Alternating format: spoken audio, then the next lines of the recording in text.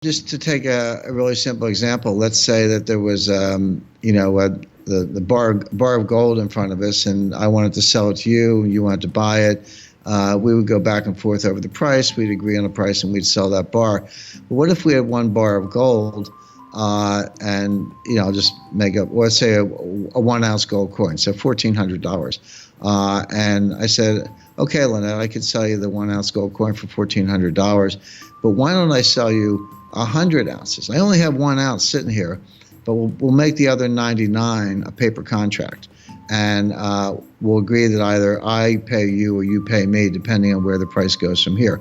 So bear in mind, we only have 1 ounce of physical gold, but we do a deal on 100 ounces, 99 ounces of paper gold, and 1 ounce of physical gold. Well, that's a much bigger deal, a lot more money involved, a lot more profit and loss for either one of us. But there's still only 1 ounce of gold. The other 99 is the derivative. So a derivative is just a paper bet. It's a paper bet based on some underlying with no limit as to how big the paper bet can be. Now, I'll give you another concrete example. And I remember in 2007, when the mortgage crisis first hit in the spring, and then there was a money market crisis in August, and that's when Jim Cramer had his famous meltdown with Aaron Burnett on CNBC. They know nothing, but the point being, that was the beginning, and then it came to a head over a year later with Lehman Brothers in September 2018. But when it first started, there were some very smart people, and I would put, Ben Stein and others. He's an economist, and he's a comedian, actor, but also an economist. And a lot of other people said, look, there are $1 trillion of subprime mortgages, and that's about what there was with Alt-A. That's another kind of subprime, but let's say $1 trillion of subprime mortgages. In the mortgage market, 5% is a huge default rate. When default rates get to 5%, people are kind of panicking. He said, let's get crazy. Let's assume a 20% default rate. It never got that high, but just assume it. Well, 20% of 1 trillion is 200 billion. So he said, even if this thing gets totally out of control, we'll have 200 billion in losses, which was about the same in real terms as the S&L crisis in the 1980s.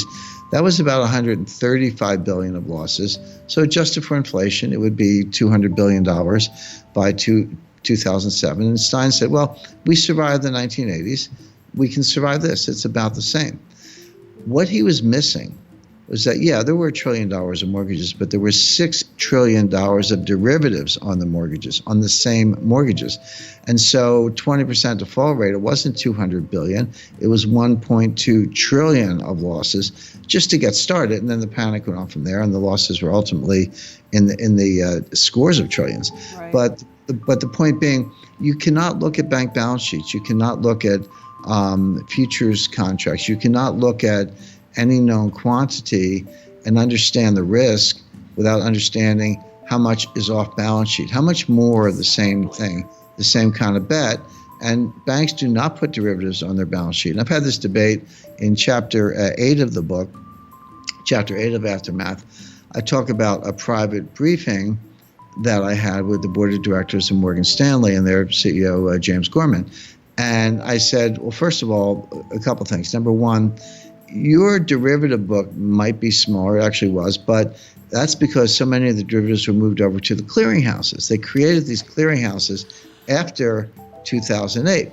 So now, two banks do a derivative trade, and they take it and they send it to the clearinghouse, and you put it on the balance sheet of the clearinghouse. You didn't make the risk go away. You just moved it to a side pocket. So maybe Morgan Stanley or Citibank's balance sheet has fewer derivatives, but it doesn't mean there are fewer derivatives in the system. They've just been put over in the clearinghouse. Who's going to guarantee the clearinghouse? Again, Morgan Stanley's capital base may be fine, at least in most circumstances, but who's backing up the clearinghouse? Well, the answer is the members, which are the banks. So if the clearinghouse gets in distress, they're going to turn to their members and say, hey, give us capital, at a time when the banks are like, oh, we can't do that because we need all the capital we can get. So first of all, you're undercounting derivatives when you ignore the clearinghouses, number one. Number two, and this was the point I made, I said, look, as a bank, you may be stronger, but you're part of a system, and the system is more vulnerable. And if the system goes down, you go down with it. I don't care how strong your balance sheet is. You're part of something bigger, and if that collapses, you collapse too. And I said, look, you're running a bank. You can't take responsibility for the whole world, that in theory is the responsibility of regulators and central bankers and others, but they don't know any more about risk than Wall Street does. I mean, everyone's ignoring the risks or not computing the risk properly. So I say, yeah, maybe your bank's more sound, but you're not counting the clearinghouse and you're ignoring systemic risk, which is bigger and more dangerous than ever. The warning signs are all over the place. You just have to understand them, incorporate them, connect the dots, and then see how it plays out. And it's not just one path or multiple paths, but they all sort of end up in the same place. And then I bring it full circle. I say, well, if this is coming, and it is, what are you waiting for? Why not get ready now? When I've had people say, I'll be half facetious, but it's kind of true.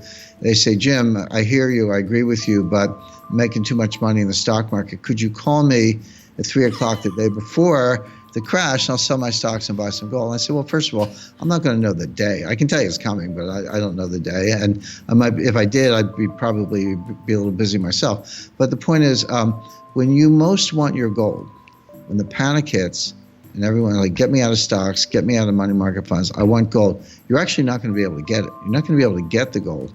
The dealers won't talk to you if they don't already know you. The mint will be back ordered. The dealers will be back ordered. You will not be able to get people on the phone. So why wait for that? Do it now while you can. Right. It is, because there's, you were talking earlier about people selling their stocks and their money markets and all of these and buying gold before the crisis hits. But will there be any buyers on the other side of any of these assets? Well, that's right. And this is what I talk. That's correct. Now, this is what I talk about in chapter 4 of the book, how more and more assets under management have moved to passive investment styles. Yes. That means index funds and ETFs and things like that. Well, when passive investing started, when it began, I analogize it to like a mosquito lands on the back of an elephant. Well, the mosquito has a good time and the elephant doesn't even notice. So passive index funds were basically piggybacking on active investors who were committing capital, taking risk, and making markets, engaging in price discovery, and you could just kind of go along for the ride. But what happens when it's not one mosquito, it's a billion mosquitoes? The answer is the elephant dies. And that's what's happening in markets. More and more funds are going passive, fewer and fewer are going active. Well, the active investors are the ones who commit capital and make markets. So you get into a financial panic with the passive investors. Their investors want their money back, so they have to sell stocks or sell assets or sell bonds to get money to pay the redemptions. Well, where are the buyers? Yeah, you've driven the active managers out of business. They're not going to be heroes like firemen rushing to a fire. They're going to walk away. And so the market's going to go no bid, and it's going to go straight down.